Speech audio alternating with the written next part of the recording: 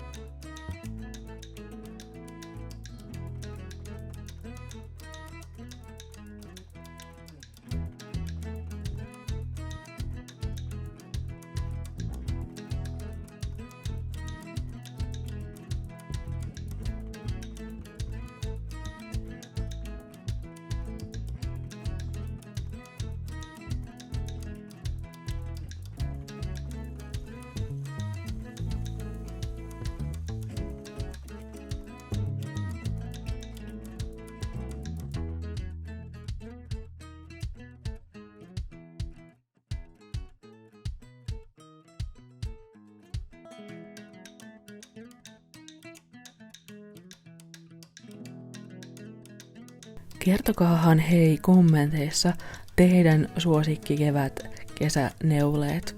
Mä oon alkanut niitä vähän katsella jo ja mä ajattelin ehkä koostaa jotain semmoista katselmusta, että näistä neuleista olen innostunut tällä hetkellä ja kaipaisin kyllä uutta inspiraatiota myös kanssa.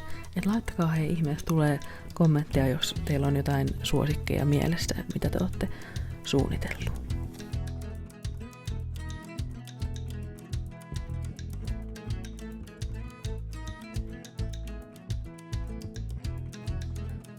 Yeah. Ihana Veera! Ihana olla täällä. Ihanaa! Hyvät herkut ja kivat keskustelut.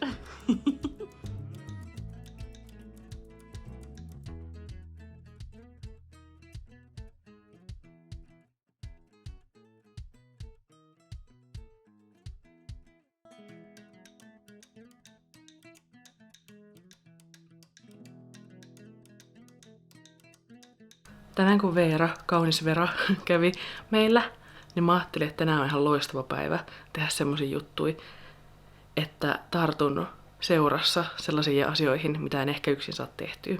Eli mä aloin käymään mun keskeneräisiä läpi ja pohtimaan, että mikä mättää? Miksi en saa niitä tehtyä valmiiksi? Tässä cherry-paidassa on liian matalalla pitsi. Makaa tästä. Mä haluaisin, että se vähän ylempää. Mä päätin nyt jatkaa tätä sherry-paitaa ja haluaisin tämän kesäksi valmiiksi. Tää on tosi pitkälle jo, mutta toi pitsi tosiaan on häirinnyt mua. Ja sit mä oon jättänyt tän vaan tonne pinoon, kun mä ajattelin, että mulla täytyy miettiä sitä joskus toista ja mä en raski purkaa ja kaikkea. Mutta nyt mä ajattelin, että kyllä mä sitten puran sen ja teen sen pitsin ylemmäs, niin mä saan sen käyttöön. Ja sit mä oon tyytyväinen. Niin. Nyt mä sitten teen näitä asioita, jotta mä saan niinku edistettyä. Tiedättekö te silleen, että mulla on monta asiaa, jotka on niinku kesken. Ja niissä on kaikissa joku juttu. Että pitäisi erotella hihat tai pitäisi katsoa jotkut lisäykset tai pitäisi sitä tai tätä tai tota. Niin, nyt mä tartun näihin asioihin. Ja musta oli tosi kiva, että kun Ainon ja Veeran kanssa neulottiin, niin oli mukava semmonen hetki, että sain toimeennuttua. Mä tajusin, että mä voin tässä samaan syssyyn esitellä tätä yhtä hommaa. Nimittäin tässä on mun huivi. Tää on Malabrikon jotain sukkalankaa ehkä. En muista tarkalleen. Tein tän kai viime talvena. Mutta tää on nyt ihan tämmönen nukkaantunut ja jotenkin kulunut ja en mä tiedä. Ja tää on niinku Sofien huivin ohjalla tehty. Tää on tämmönen mega pitkä. Ja sitten tää on tosi epäkäytännöllinen, kun tää on näin pitkä. Niin käytin tätä koko viime talven. Mutta nyt mä en enää jaksa. Ja sit kaiken lisäksi tää on jäänyt kiinni tonne meidän vaatekaapin tai tohon niinku eteisen kaapin koukkuihin. Ja sit täällä on tullut sellaisia niinku silmukkalenkkejä. Mut niin siis tässä on semmosia lenkkejä tullut, kun mä oon vetänyt sitä sieltä kaapista. Ja sit se on jäänyt kiinni ja sit on ollut sille ei. Ja tää on tämmönen epäkäytännöllisen tosi pitkä. Niin mä ajattelin, että mä pesen tän huivin. Ja mä puran tän ja mä teen tän uudestaan. Mut mä teen tän ehkä enemmän sillä Sophie Soul-ohjella kuin sillä Sophie Scarf-ohjella. Että tästä ei tulisi näin mega pitkä, vaan tulisi vähän leveämpi ja lyhyempi. Niin se on mun yksi projekti. Nyt tää on niinku tämmönen ennen vaihe. Mitä on lähtenyt tolleen noit silmukoita? Silmukot on tarttunut sinne hyllyyn ja sit mä voisin näitä sit vedellä ja laitella. Mut mä ajattelin, että mä teen kokonaan uuden. Saavumme Ainon huoneeseen. Tässä näette puuhastelija Rotan omassa luonnonmukaisessa elinympäristössään. Mitäs sinä olet puuhastellut? Vähän ylivalottua.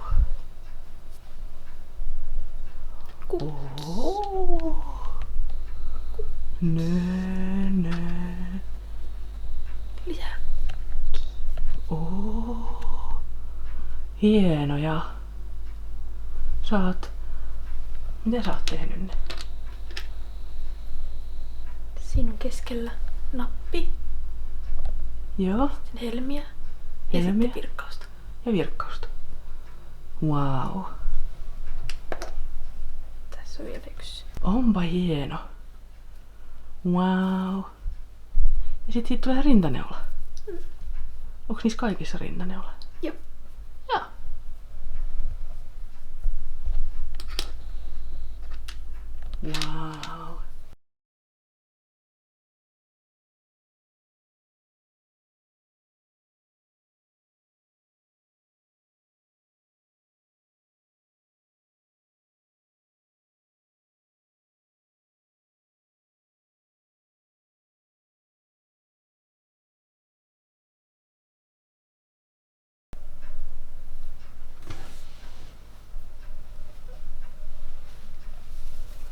Wow. On hieno. Aina virkkasi ison 4, eikös? Mm-hmm. Ja sitten sä taittelit sen. Upea. Hieno. Sitten käsin ompelit sinne sen vuoren. Mm-hmm. Ja tasku. Ja tasku. Hieno. Onko se mitä lankaa? Tenneseet? Muskatti? Mä en tiedä. Mä oon ostanut kierrätyskeskuksesta. Se on samantyyppistä kuin muskat ja tennesee, mutta ohuempaa. Tää on sitä samaa, mutta eri väri. Niin, tää on vähän ohuempaa. Okei. Sanoinko mä sen jo? Joo. Niin. Joo. Niin, tää oli semmosella vyyhdillä ja siinä ei ollut mitään lappuja. Aivan. Sitä oli 3 värissä. Joo. Tämä. Ihanat. Koska sä ne ostit? Pari vuotta sitten. Pari vuotta sitten. Ai jaa, mä luulen, että sä nyt ostanut. Okei. Sitten sä virkkasit siihen myös ton narun. Mm-hmm. Ihana värinen. Hieno. Sellainen kirjekuorilaukku. Oliko sulla ohjetta? Hieno, I say. Wow.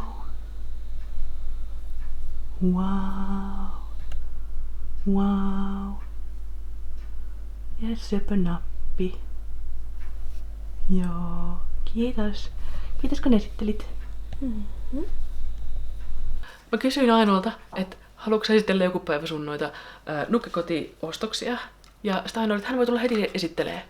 Joten Aino, ole hyvä. Ensimmäisenä tämmöinen amme.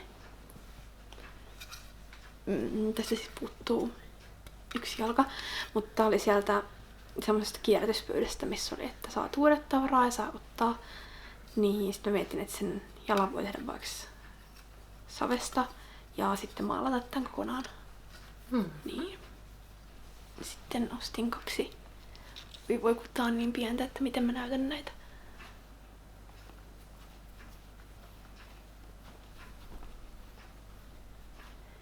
Tämmöisen keramiikkakulhon ja sitten tällaisen keramiikkapotan, pytyn, kupin, mikä nyt sitten onkaan. Nää on tehnyt Taru Astikainen. Sitten muutama tämmönen minikirja. Mikä sen tyypin pöydän nimi oli? Ja samasta pöydästä pari tällaista lasiasiaa.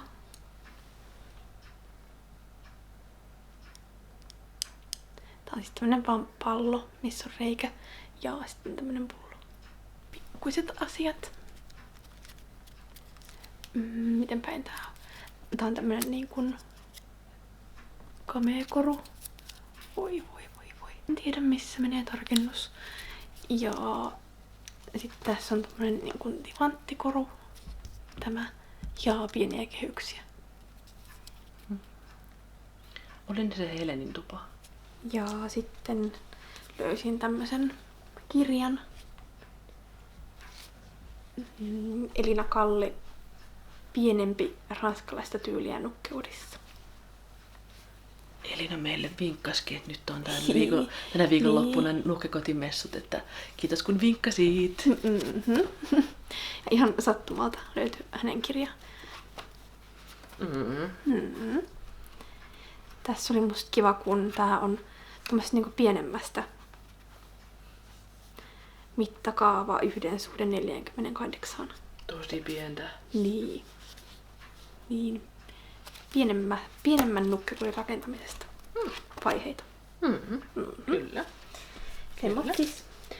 Ja siellä oli vaikka mitä hienoa, että voisimme voineet viettää siellä aikaa pidempäänkin ja kaikkea katsella siellä, että se oli... Ja sitten tässä voin mainostaa. Mä otin itsellenikin muistutukseksi, että lokakuussa on seuraavat markkinat siellä. Joo. Lokakuun 18. päivä lauantai. Joo. Ja emme siis ole oikeasti mainostamassa, niin kuin, että emme ole... ei nyt sillä niin kuin rahaa, vaan ihan vaan huvikseni. Niin, ei. Emme ole osa tätä systeemiä, vaan halusimme vain jakaa, että menkää, jos kiinnostaa. Niin. Missä se oli, hei? Arabian Arcada. Joo. AKK Arcada. Mä en oikein tiedä mikä. Onko se joku aikuiskoulutuskeskus AKK? Joo. Voiko se olla? Koulutuskeskus Arcaden tiloissa. Okei.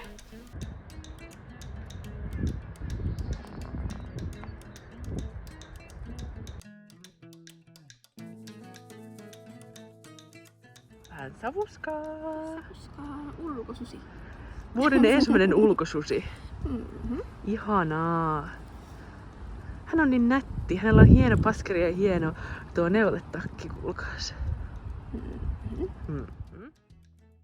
Hello! Tänään on keskiviikko 2. päivä huhtikuuta. tultiin just Ainon kotiin ja me syötiin kevään ensimmäinen sushi tuolla pihalla, kuulkaas. Jossa lähistölle istuskeltiin. Kun sattumoisin tultiin silleen, ajoitettiin samanaikaisesti kotiin tuloon, niin se oli hauskasti, nyt meni hyvin. Mutta mä haluaisin puhua vielä väreistä. Mulla on semmonen älytön into väreihin tällä hetkellä. Ja tässä on hauska, kun mulla on nyt vaan pelkästään meikkivoidetta kasvoilla. Ja sitten mulla on kokonaan mustaa. Mä istun ikkunan edessä luonnonvalossa. Ja näytän tosi kalpealta. Että tälleen kasvot kyllä kaipais ehkä niinku jotain väriä. Ja värit on mua nyt kiinnostanut tosi paljon viime aikoina. Ja mehän tehtiin Ainon kanssa se värijakso muutama video sitten vai toinen video sitten.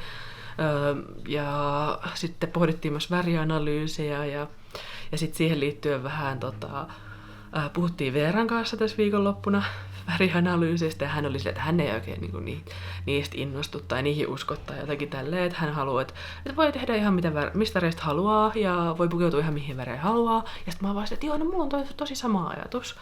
Ja just, että ei mitään, että se rajoittaisi itseään ja näistähän me puhuttiin ainakin jossain aikaisemmalla videolla. Mutta mä oon kaivannut sellaista, että mä löytäisin jotenkin uusia värejä. Ja se jotenkin, että mulla on semmonen tietyn tyyppinen epäilys asioita värejä kohtaan, että mitkä mulle sopii ja mitkä ei. Että mä oon aika silleen, että mustaa se olla pitää ja mä haluun kyllä, että mun väreissä on semmoista syvyyttä ja kontrastia. Et mä tykkään kyllä tosi semmosesta niinku kontrastisesta ja mua ei haittaa, vaikka mä nyt varsinaisesti näyttäisin kalpealta, niin. Mä oon nyt tätä väriasiaa pohtinut ja sitten siinä värivideossa mä taisinkin näyttää näitä sähkön sinisiä ja sitten sain kommentin, että mitä jos mä oonkin kesää ja sitten yhden neule-kaverin kanssa puhuttiin Instagramissa, että hän veikkasi, jos mä oon kevät. Ja sitten mä olin siitä ihan silleen, että mitä? Että mä en olisi ikinä voinut ajatella, että mä olisin kevät. Että mä ajattelin, että mä oon joko syksy tai talvi. Että joko niinku sit silleen niinku lämmin tai sit kylmä talvi. Kylmäsävyinen talvi. Niin, ja sitten hän kysyi hänen vakio tai suosikkiväri analyytikoltaan, sanotaanko heitä värianalyytikoiksi. Ja sitten hän silleen nopeasti vaan vastasi, että veikkaisin kesää ehkä, että kuvan perusteella ja että ehkä niinku voisi olla pehmeä tai viileä. Ja sitten mä vaan, että mitä? Koska Ainohan on kesä. Aino on semmoinen vaalea kesä. Aino istuu tuossa sohvalla vieressä ja kuuntelee mun juttuja ja selaa puhelinta. Ja hänellähän siis on hyvin semmoiset hyvin vaaleat piirteet. Hänellä ei ole nyt värjättyjä hiuksia, hän on hyvin vaalea ja hänellä on vaaleat siniset silmät ja hänen ihonsa on hyvin semmoinen vaalea ja hän ei esimerkiksi rusketu ollenkaan, että vaan palaa. Ja sitten taas musta voi tulla tosi niin kuin ruskettunut kyllä, jos vain ottaisin aurinkoa, mitä en tee, mutta lapsena esimerkiksi kesäisin rusketuin tosi paljon, kun olin tosi paljon ulkona ja en ollut semmoinen samanlainen kuin nyt, että mulla on iso hattu ja pysyttelen varjossa mukavuuden haluisuuksissani, mutta niin sit jotenkin mä sitä mietin tosi paljon tätä asiaa nyt ja ehkä lähinnä sen kautta, että mitä uusia värejä mä voisin ottaa.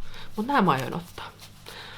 Mä en osaa oikeasti nähdä. Mä käytin myös kaikkia semmosia TikTok-filttereitä, että nämä näyttävät, mitkä värivuoden aika olet. Ja mulla tuli semmonen ihan tosi syvä niin kuin innostus tähän asiaan.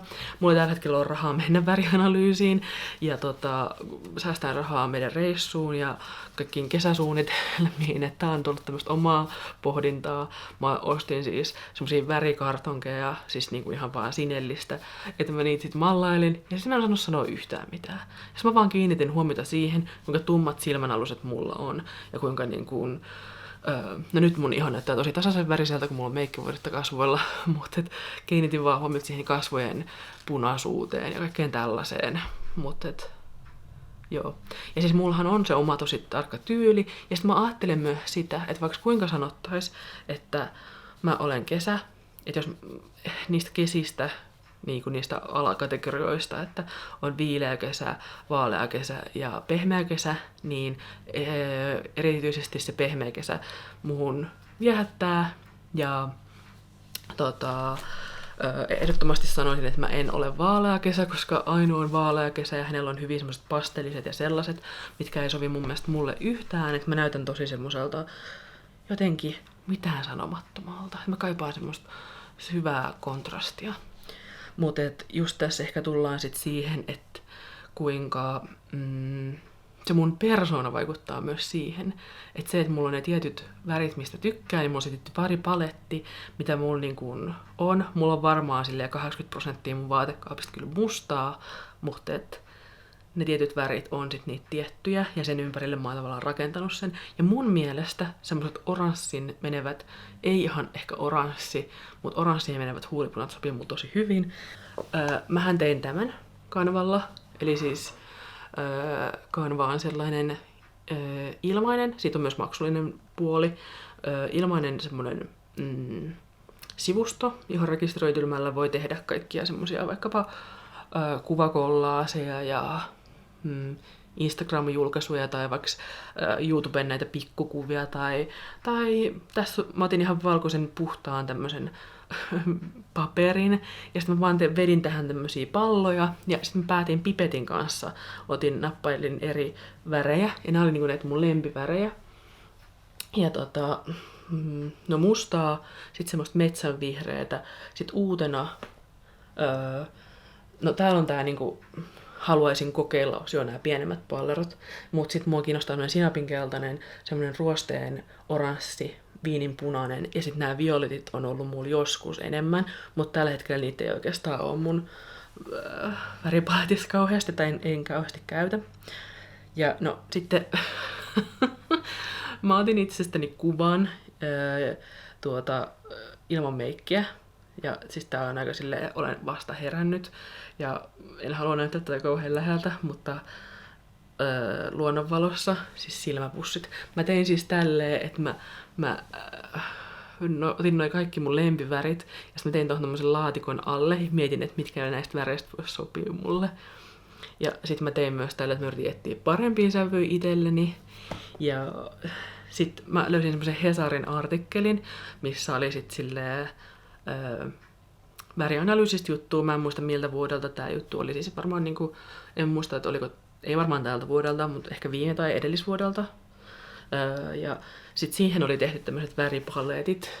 Ja sit mä laitoin mun oman ton pääni tohon keskelle. Ja sit mä tästä Annille viestittelin ja sit hän oli silleen, että oh my god, että nää kuvat vaan menee paremmaksi, kun tässä on nyt tämmönen mun irtopää, minkä mä oon muokannut tuohon. Mutta sitten mä vaan yritin katsoa näitä, että mikä niinku näistä sopisi mun parhaiten. Ja sitten mä käänsin ne vielä mustavalkoiseksi, kun mä mietin sitä kontrastia. Ja mä en oikein tiedä sitten. Ja sitten siinä Hesarin jutussa oli myös sellainen, että voit kysyä myös tekoälyltä, että mihin värivuoden aikaan kuulut. Ja tiedän, että tekoäly, nämä sovellukset ja saitit kuluttaa luonnonvaroja, ja se on vähän silleen, no raaskiks mä. Mut sit mä menin ja tein ja kysyin, pistin ChatGPT:hen sen Hesarin sivulta pysty kopioimaan, tää oli siis semmonen maksumuurillinen juttu. Voin linkata sen tuohon alle, mutta en laita sitä koko tekstiä sieltä, mutta siis sen linkin siihen juttuun, niin siinä oli semmonen niinku prompti tai semmonen teksti sille tekoälylle, että kesät ovat tällaisia, talvet ovat tällaisia tyypeiltä ja esitelty ne. Ja sitten siihen laitettiin se oma kuva ja mä sain vastaukseksi kesän. Ja sitten mä olin vähän silleen, että mitä? Mut no, mulla on siniset silmät. Ja musta on ollut hauskaa, kun me ollaan niin kun, mä ja Aino ja sitten Anni, eli ajatuksia Anni, me ollaan pohdittu näitä värianalyysijuttuja ja sitten me ollaan tultu siihen tulokseen, että Anni on kevät, Aino on kesä ja mä olisin syksy. Mutta ehkä mä sit oon kesä. Ja sit musta tuntuu, että jos mä olisin mennyt nyt ja sijoittanut tähän arvokkaaseen värianalyysiin ja sitten tulos olisi ollut kesä, niin mä olisin ollut tosi järkyttynyt. Ja mä olisin ehkä ollut vähän pettynytkin. Siis koska mä olen niin silleen ollut, että syksy, ja mä tykkään semmoisista ihanista, punertavista sävyistä. Ja niin. Ja semmoisista oranssiin menevistä. Niin sit mä olisin ehkä ollut, siis se niin kun, jos mä en olisi osannut pohjustaa itseäni tähän asiaan, niin mä olisin ehkä ollut aika järkyttynyt tästä asiasta. Näin niin kuin rehellisesti sanottuna. Esimerkiksi Ainon värit on ihania, tosi kauniita, ja kesän värit on tosi kauniita, mutta mä en osaisi nähdä niitä itseni päälle. En vaan osaisi nähdä itseni päältä. Ja mä niinku tykkään niistä väreistä siis siinä mielessä, että musta on ihanaa nähdä, kun Aina pukeutuu kauniisiin väreihin ja sillä tavalla, mutta mä en valitse niitä koskaan itselleni. Niin mä katselin Pinterestistä sitten tällaisia väripaletteja ja sitten mä ajattelin, että ei ne nyt oikein niinku mulle silleen sovin nää. Tai musta ei tunnu omalta nää kesän sävyt, että ne on niin haaleita, niin pehmeitä. Ja sitten mä katsoin, että ilmeisestikin pehmeä syksy on sen pehmeän kesän viereinen värianalyysi semmoisessa ympyrässä. Että sit voi niinku lainata ikään kuin sieltä pehmeältä syksyltä värejä. Niin sieltä mä löysin heti jo paljon kivempia. Ja sitten mä tein taas niitä palloja tuohon alariviin. Ja sitten mä teinkin itselleni tällaisen kartan, missä sitten on omat lempivärit sieltä niin kuin aikaisemmasta niistä pohdintoista. Ja sitten mä otin nämä pehmeä kesä ja pehmeä syksy väreistä sitten itselleni tällaisia värejä, mitä voisin lähteä kokeilemaan. Ja sitten mä huomaan, että nämä on kaikki tämmöisiä aika tummia ja kontrastisia, ja ne vaaleet oikeastaan puuttuu kokonaan. On täällä muutama tämmönen vähän murrettu punainen, tommonen niinku lohenpunainen, ja sitten tommonen laventelinen, ja sitten vähän tommonen niinku tosi vaalea keltainen. Että ne ehkä voi kokeilla niitä, mutta katsotaan. Mutta tällaisia pohdintoja, ja sitten mä ajattelin, että mä pohdin nyt näiden lankojen kanssa. Neuleiden. Siis vitsi, mä tykkään tästä sinisestä, ja mä ajattelin, että mä haluaisin itselleni sinisen villapaidan tai neuleen. Jonkun paidan haluan itselleni sähkön sinisestä. Ja sähkön sinisestä mä oon jotenkin ihaillut, mutta sitten mä oon ajatellut, että ei niin kylmät sävyt sovi mulle. Mutta kyllähän tää sopii mun silmien väriin, kun nyt katson tosta kamerasta. Niin sopii siihen siniseen ehkäpä. Ja sitten se luo semmoista hyvin syvää, ihanaa kontrastia, mistä mä tykkään. Että on niin kuin, että kasvot näyttää tasaisen vaaleelta ja sitten on tämmönen tosi syvä väri. Niin I like. Edellisvuonna mä ostin tällaista vihreätä lankaa, tähän bambulankaa lankamaailmasta. En muista muuta nimeä, enkä muista värin nimeä, mutta ostin tämän, että teen tästä itselleni.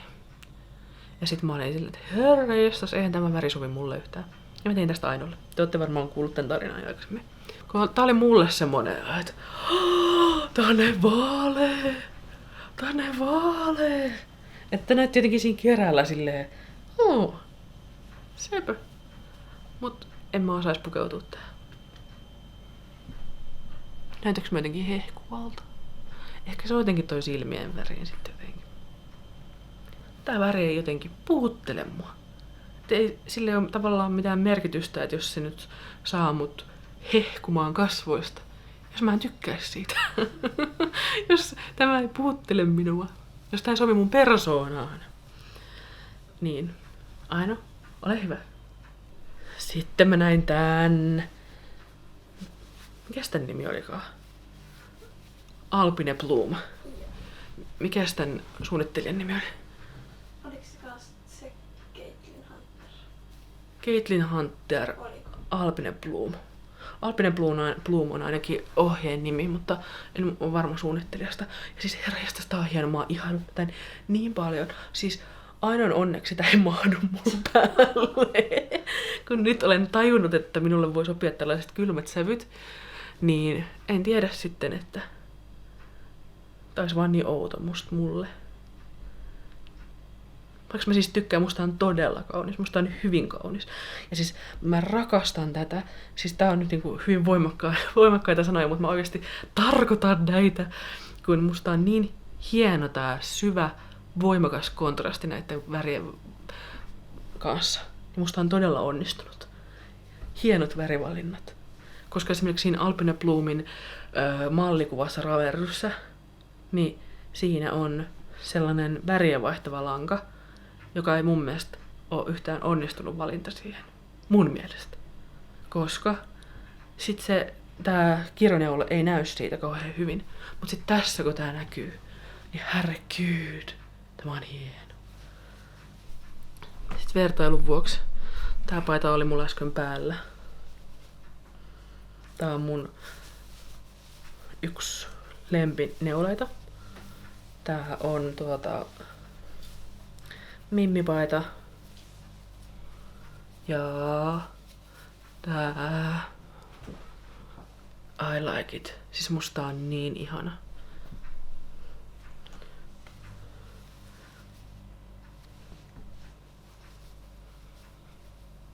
Mä tiedän, onko tää sitten jotenkin raikkaampi tää?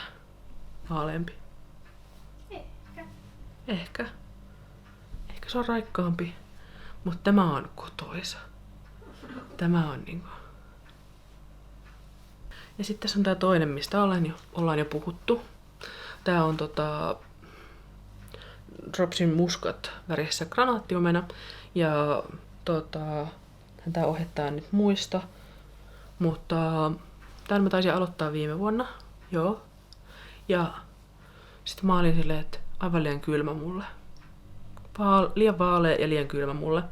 Mutta tän sävystä on nyt vähän mun mielestä siinä kesässä. Mä koen, että mä oon ollut suht hyvä näkemään sitä, että mikä on niinku lämmin sävy ja mikä on kylmä sävy. Mutta onks tää sit niinku lämmin vai kylmä? Koska miljoona kertaa ennemmin mä laittaisin tän kuin tän. Aino sanoo, että sä voit saada tän paidan nyt. Mutta tässä on tää kriittinen hetki, että pitäisi hihat erotella. Ei te nyt niin paha oo, mut kyllä tää jäi edes käyttämättä. Käyttäisikö sä tätä väristä? Ehkä. Se on aika tumma sulle. Mut tämä. Oh yes. Yes please. Ja sit mä huomasin, kun tossa takana on toi mun keskeneräisten neuleiden pinokori, niin siinä oli myös tällaiset. Kun tänhän Aino osti mulle joskus tässä vähän aikaa sitten tänä vuonna. Tää on Jalovillan hahtuva lankaa nimeltä Tenho.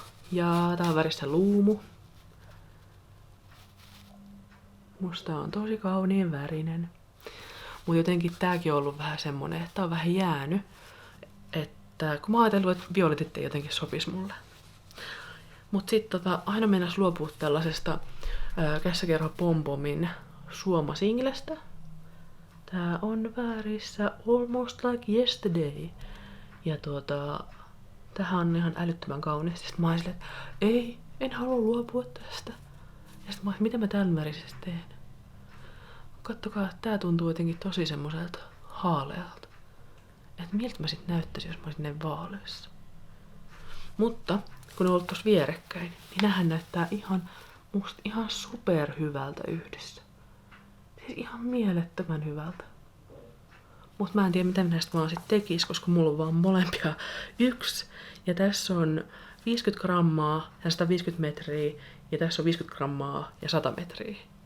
Että nää on niinku näin eri paksusetkin vielä. Että. Jos tulee ideoita, niin saa kertoa, mitä näistä voisi tehdä. Että ne olisi ihanat jotenkin yhdessä. Tässä on tää Saara Toikan suunnittelema Sherry-paita. Mä purin tosiaan ja aloitin täältä uudestaan tänne resoriin tätä pitsiä ja nyt sitä on tehty ton verran. Mä vähän mietin, että onks mä tehnyt löysempää kuin aikaisemmin vai näyttääkö se vaan? Tää on niinku vuosi sitten tehty ja tää on nyt tehty samoilla onks nää nyt 4,5 puikot. Kyllä. Vai onko siinä voinut olla, että pitäisi olla pienemmät puikot pitsissä? No, täytyy ehkä katsoa se vielä, mutta joo. Mä oon jotenkin tykästynyt tähän lankaan.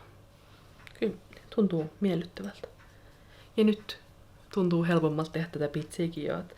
Että tosiaan tää oli ensimmäinen pitsityö, jonka aloitin vuosi sitten, niin se tuntui silloin tosi haastavalta. Mutta nyt on silleen, että joo. Kyllä se siitä. Siinä tarvii olla eri tavalla tarkka kuin mitä kirjoneuleessa musta tuntuu, että kirjoneuleessa saattaa huomata helpommin virheen kuin sitten tässä pitsissä. Mutta kyllä tämä valmistuu nyt kesäksi. Mä oon tosi iloinen tästä. Ja sitten tää mun huivi-asia, kun mä ajattelin, että mä puran tän ja teen uusiksi. Niin nyt mä pesin tän. Mä pesin tän 40 pesukoneessa tavallisten pyykkien seassa. Ja mä otin tosi ison riskin, kun mä ajattelin, että no, mä vaan laitan sen sinne. Ja sit silleen, kun nää on tosi arvokkaat langat ollut ja niin kun, pelkäsin, että jos niillä käy jotain, mutta sit mä olin, että no, antaa mennä. Mulla on ollut semmoinen suuri turhautuminen tätä huivia kohtaan. Niin mä ostin siis nämä langat Snurresta. Tässä on 200 grammaa Malaperikon lankaa ja ne maksoi yhteensä 60. Että 200 grammaa, eli siis 100 gramman vyyhti maksoi silleen 30, mitkä oli silleen, no varmaan arvokkaimmat langat, mitä mä oon koskaan ostanut. Niin sitten oli vähän sellainen turhautuminen, kun tää projekti ei ollut niin hyvä, mitä olisin halunnut. Mutta tää lähtee purkuun, kun tää on näin mega pitkä. Ja sit siitä tulee vähän semmonen järkevämmän pituinen, kun mä neulon se uusiksi. Ja onneksi hänelle ei käynyt kuinkaan tuolla pesukoneessa, että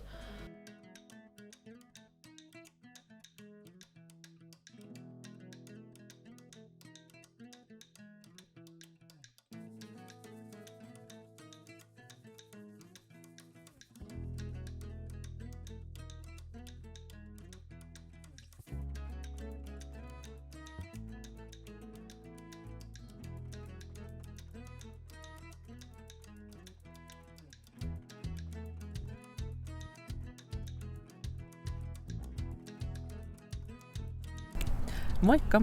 Tänään on torstai ja mulla on tänään vapaapäivä ja mä ajattelin, että mä lähden vähän kävelylle ja ottamaan vähän auringonvaloa ja happea ennen kuin istun tietokoneelle editoimaan videota. Niin löysin myös tällaisen tosi kivan paikan kuvata. Ja mä eilen illalla tulin siihen tulokseen, että mä haluaisin aloittaa liivin. Se on ollut mulla mielessä semmonen niin kuin,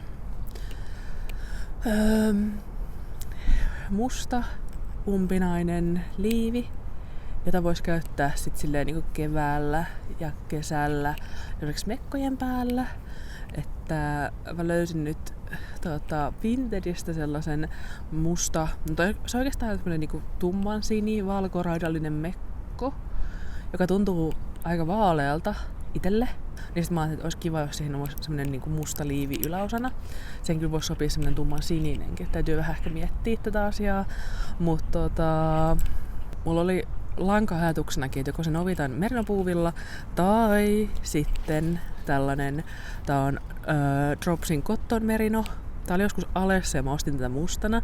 Ja siis tää tuntuu todella pehmeältä, siis todella miellyttävältä. Ja nyt mä ajattelin, että mä etsin liiviohjeen, jonka sitten voin ottaa puikoille tästä langasta. Ja löysinkin semmoisen kuin Knit Pearl Girl suunnittelijan ja hänen semmonen Semper-liivi. Niin se lähti tästä eilen illalla puikoille. Ja joo, ja tästä tää lanka tosiaan on 50 grammaa 110 metriä, eli siis 100 grammassa 220 metriä. Tässä on puikkosuositus 4 milliä, mutta mulla on tässä ohjeen mukainen 4,5 milliä. Musta tuntuu, että mulla on vähän löysempi, mitä se tiheys siinä ohjeessa. Ja niin, sanoinko mä jo, että tässä on 50% villaa ja 50% puuvillaa. Joo. Ja sellainen lanka. Ja mä aloin katsoa sitten tästä eilen illalla, että mitä muita värejä tää olisi. Mut mä en nyt osta lankaa. Mä oon vähän semmoisessa langan ostolakossa, koska mä ajattelin, että mä säästän just sinne mereissuun ja sitten esimerkiksi neulefestareille Jyväskylään. Sitten sinne säästellään, niin sit se ehkä tuntuu niinku kivemmalta, kun on semmonen paasto ollut siinä. En mä tiedä. Oikeesti mä en kauhean paljon usko mihinkään lakkoihin tai paastoihin tai mihinkään sellaisiin, mut tällä hetkellä nyt on semmonen fiilis, että mulla on niin paljon lankaa kotona, niin mä teen eka niistä. Joo. Mulla tää tiheys on pikkasen löysempi, tai miten se pitäisi sanoa. Siis tää langan tiheys on täsmälleen se, mikä siinä ohjeessa oli. Ja sit mä oon silleen, että jes, tämän ohjeen minä sitten ostan. Tässä on niin kuin 21 silmukkaa ja 28 riviä. Ja se on tismalleen sama mikä ohjeessa. Mutta mulla on 19 silmukkaa. Ja no, rivejä mä en nyt oo sillä lailla laskenut. Ja sit toisaalta siinä oli, että rivit ei välttämättä haittaa, kun sit siinä oli ohjeessa, että hänellä saattaa olla vähän semmonen mikä se sanoo? Tiiviimpi rivi, mitä ehkä yleisesti ihmisillä. Jos nyt muistan oikein, että siinä jotain sellaista luki, kun taas tämmönen yöllinen aloitus. Mutta niin. Täytyy katsoa, että jos tästä tulee liian iso. Mä en halua, että tää niinku silleen roikkuu mun päällä. Mutta et sais olla semmonen niinku rento kuitenkin. Yritin houkutella Ainoa kanssa ulos, että kun tässä on nyt mä oon vaan kuonnut aika paljon. Mutta Aino sanoi, että hän on niin väsynyt töiden jälkeen, niin hän jäi sitten sisälle. Mä tosiaan tykästyin tähän neulepintaan niin paljon, että mä katsoin jo, mitä muita väreitä tähän olisi ollut. Ja vähän innostuin, että joo. Että mulla on ehkä nyt sellainen, että mä haluaisin tumman sinistä. Et ei välttämättä tarvitsisi olla ihan tätä mustaa. Kyllä. Musta on ollut tosi kiva, kun ihmiset on neulevideoilla jakanut kirjavinkkejä ja puhunut vaikka kulttuurijutuista, missä ovat käyneet, että vaikka teatterissa tai muualla. Koska itse esimerkiksi kiinnostaa tosi paljon leffa- ja sarjasuosituksetkin. Ja niin mä mietin, että voisi sitä itsekin puhua kirjoista ja leffoista. Me kuunnellaan aika paljon kirjoja. Mä luen myös fyysisiä kirjoja, mutta nyt on ehkä vähän ollut sillä lailla, että on enempi kuunnellut kirjoja. Ja Aino ihan selkeästi hän kuuntelee kirjoja tosi paljon. Että hän kuuntelee joka päivä koko ajan. Ja jos olette huomannut meidän videoilla, että kuinka Ainolla saattaa olla kuulokkeet korvissa, langattomat kuulokkeet, niin tosiaan hänellä on aika usein niinku kuulokkeet korvissa, sit hän vaan pistää paussille äänikirjan, kun juttelee tai kuvataan jotain tai muuta semmoista. Mä kuuntelen tällä hetkellä semmoista Aura Kanervan Karkuteillä-kirjaa. Siinä semmoinen nuori nainen Suomesta innostuu Japanista ja lähtee sinne reissuun ja sitten ihastuu sellaiseen toiseen nuoreen naiseen siellä majapaikassaan ja se vaikuttaa musta tosi hyvältä, että kiinnostaa ehdottomasti, että mä oon vasta vähän aloitellut sitä. Ja sitten seuraava, mitä mä aion lukea, on Jenna Kostetin Sinisiipisten saari. Se ilmestyi juuri nyt.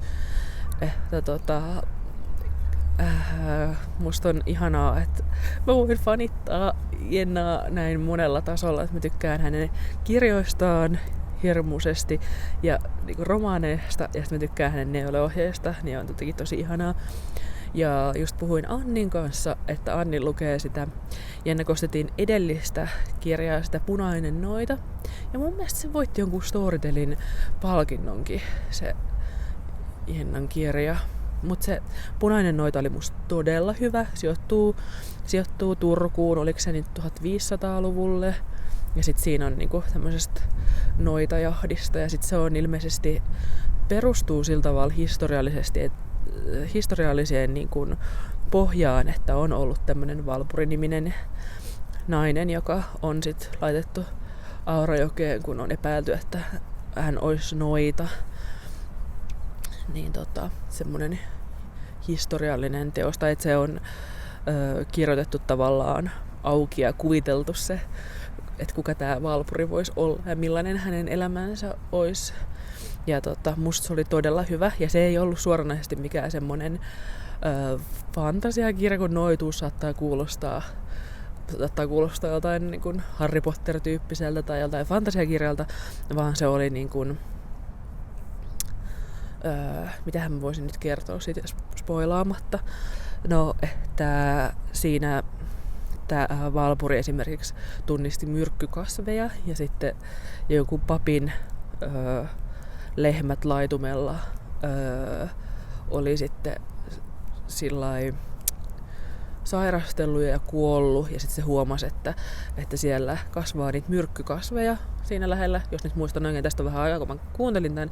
Ja sitten se meni sille papille sanomaan, että hei, siellä on niitä myrkkykasveja, että sen takia ne sun lehmät siellä kuolee. Vai oliko ne hevoset vai lehmät?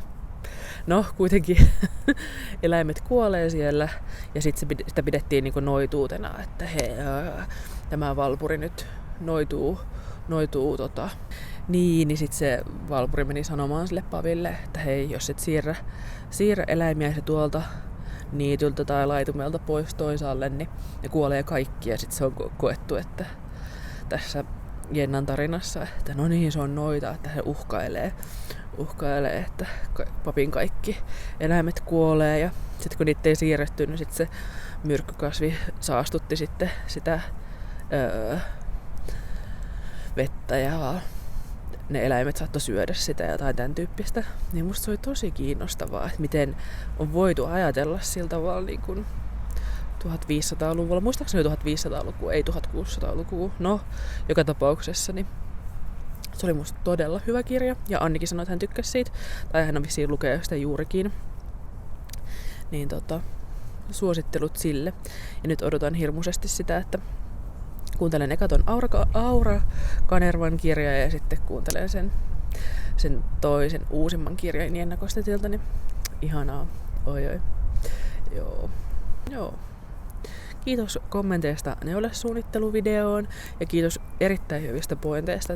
Teiltä on tullut ihan älyttömän hyviä pointteja siihen, että mitkä kaikki asiat on voinut vaikuttaa ja vaikuttaa siihen, että meiltä täältä tulee niin mahtavan upeita ja taitavia ja sitten myös kansainvälisesti suosittuja neulesuunnittelijoita, niin ihan ehdottomasti hyviä pointteja.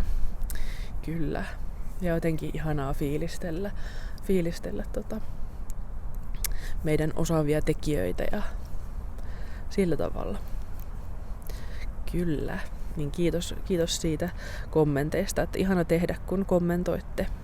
No, tällaisia juttuja nyt tässä maalis-huhtikuun vaihteessa, että